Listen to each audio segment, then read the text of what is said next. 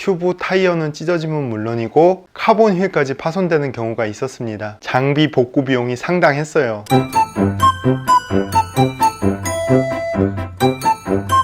구독, 좋아요. 안녕하세요. 소판돈입니다. 요즘 본격적으로 라이딩 하시는 분들이 굉장히 많아지셨습니다. 근데 우리 형님들 판돈이 바램처럼 모두 다 안전하게 라이딩 하시면 정말 좋겠는데, 사고라는 게 예정되어 있는 것이 아니잖아요. 본인이 아무리 안전운전을 해도 예고치 못한 상황들이 벌어지는 경우가 있어요. 예를 들어서 얼마 전에 어떤 손님분이 라이딩을 잘 하시다가 도로에 생겨난 포트홀을 못 보시고 거기를 고속으로 지나가시다가 튜브 타이어는 찢어짐은 물론이고 카본 휠까지 파손되는 경우가 있었습니다. 다행히 많이 다치시지는 않았지만 장비 복구 비용이 상당했어요. 그래서 그 손님분께 도로 불량으로 인해 생겨난 사고에 대해서 장비나 치료비에 대해서 보상받을 수 있는 방법을 가르쳐 드렸습니다. 그래서 다행히 원만하게 해결을 보셨어요. 근데 또 생각을 해보니까 그 손님뿐만 아니라 우리 시청자 형님들도 이러한 상황이 생길 것 같아서 이랬을 때 어떻게 처리해야 되는지 알려드리려고 합니다. 우선 도로 불량으로 인해서 발생한 사고를 보상받는 방법은 총 3가지 방법이 있습니다. 첫 번째 방법은 바로 그 불량한 도로를 관리하고 있는 지방자치단체가 있을 거예요. 쉽게 말씀드려서 아마 해당 지역의 도로교통과 정도 되겠죠. 그 도로교통과에 대해서 민원을 제기하는 방법입니다. 우선 사고가 난 지점을 정확하게 사진을 찍으시고 주변 상황도 사진을 찍으시고, 만약에 사고가 날 때 액션캠이나 CCTV를 확보할 수 있다면 더 좋겠죠. 그런 증빙 자료들을 가지고 계시고, 또 수리할 때 들어간 비용, 또 내가 치료받을 때 들어간 비용, 이 모든 자료들을 취합을 해서 민원을 제기하시는 겁니다. 그러면은 해당 담당 관할 공무원이 민원을 접수하고 답변을 줄 겁니다. 근데 가장 좋은 케이스가 지방자치에서 그 도로를 관리함에 있어서 보험이 들어있다면 가장 좋아요. 그러면은 민원 제기했을 때 그 담당 공무원은 가입한 보험사에 그 자료들을 제출을 하고 보험사에서 판단을 해서 보상을 해주겠죠. 근데 지방자치에서 관리하는 모든 도로에 대해서 보험이 들어있지 않다는 것이 현실입니다. 왜냐면 지역은 굉장히 넓은데 이거를 다 보험을 들 수가 없잖아요. 그렇기 때문에 도로 불량으로 발생한 사고는 가장 첫 번째는 내가 사고 난 지점에 보험이 들어있기를 바라는 것입니다. 보험이 안 들어져 있을 경우에는 제가 말씀드린 3가지 방법 중에 나머지 2가지 방법으로 가야 되는데, 이게 사실 절차랑 결정되기까지의 기간이 상당히 소요가 됩니다.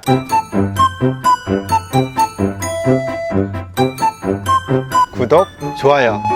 2가지 방법은 뭐냐면요, 바로 국가배상 신청을 하는 방법과 국가배상 소송을 하는 방법이에요. 우선 신청이랑 소송, 이렇게 2가지가 있는데, 소송까지 가면은 정말 소송 비용이나 내가 드리는 공들이 굉장히 많아지거든요. 그렇다 보니까 소송까지 가는 거는 저는 좀 피하셨으면 좋겠더라고요. 그래서 되도록이면은 2번째 국가배상 신청해서 원만한 해결을 보시는 것을 권장합니다. 자, 그러면은 국가배상 신청이라는 것은 무엇이냐? 바로 공무원의 직무에 있어서 불법 행위나 또는 도로 하천, 영조물 등의 관리 부실로 국민이 피해를 입었을 때 국가 또는 지방자치단체에 배상 신청을 하는 제도입니다. 이 국가배상 신청을 하는 방법은 2가지가 있습니다. 첫 번째는 검찰 쪽의 지구심의회를 통해서 신청을 하는 방법이 있고, 2번째는 해당 관할 소재지 법원에 가셔갖고 국가배상 신청을 하는 방법, 이렇게 2가지가 있는데, 요거는 본인 편의에 따라서 방법을 선택하시면 될 것 같습니다. 국가배상 신청 같은 경우는 첫 번째 말씀드렸던 지방자치의 보험 처리와는 조금 시간이 걸리고 자료 준비에 있어서도 조금 더 철저하셔야 됩니다. 예를 들어서 제가 라이딩을 하다가 포트홀을 밟고 타이어, 튜브, 그리고 카본 휠까지 깨졌어요. 그러면은 그 사고를 발생시킨 포트홀을 정확하게 촬영을 하시는 것은 물론이고, 포트홀의 가로,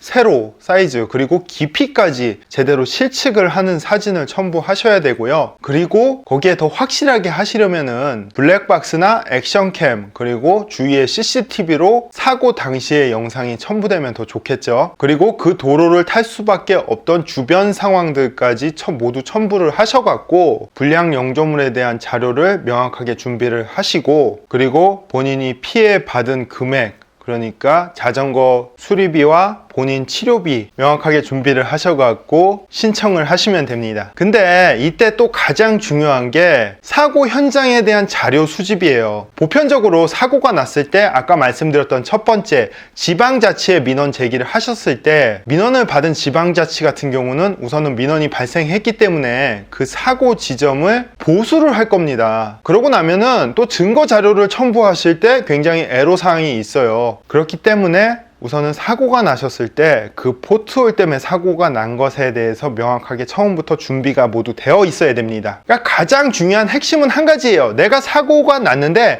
그 원인에 대해서 모든 사이즈나 상황에 대해서 정말 물샐 틈 없이 자료를 확보를 하셔야 됩니다. 그렇게 자료를 모두 첨부를 해갖고 국가 배상 신청을 하시면은 보편적으로 짧게는 한 2개월, 길게는 보통 한 7개월 정도의 시간이 소요되더라고요. 그리고 내가 사고 처리에 들어간 비용을 모두 다 받는 게 아니에요. 국가배상 신청 같은 경우는 또 지구심의회에서 아마 사고에 대한 과실률을 이렇게 책정을 할 겁니다. 그러니까 내가 100만 원이 들어갔는데 지구심의위원회에서 봤을 때는 라이더의 전방 주시가 부족했다든지 이러한 사유들을 넣어서 보편적으로 뭐 한 20%, 50% 금액을 지방자치단체에서 보상을 해줘라 이렇게 안내문이 나올 겁니다. 그러시면은 그거에 따라서 보상 금액을 보고 아 내가 타당한 보상 금액이다 아니면은 아 나는 여기에 이 보상 금액에 만족을 못하겠어 이 보상 금액은 합당하지 않아 그랬을 경우에는 또 국가 배상 소송으로 가시면 되는데 어차피 이 부분에 대해서는 본인의 선택에 맡기겠습니다. 자, 그래서 오늘 영상의 최종 결론은 국가 혹은 지방자치에서 관리하는 도로 하천, 영조물 등의 관리 소홀로 사고가 발생한 경우에는 어느 정도 보상을 받는 방법이 있다. 그리고 되도록이면 내가 사고 난 지점에 도로에 대해서 보험이 들어있는 경우가 조금이라도 수월하더라. 그리고 조금 느리더라도 사고 안 나는 게 자전거는 최고더라.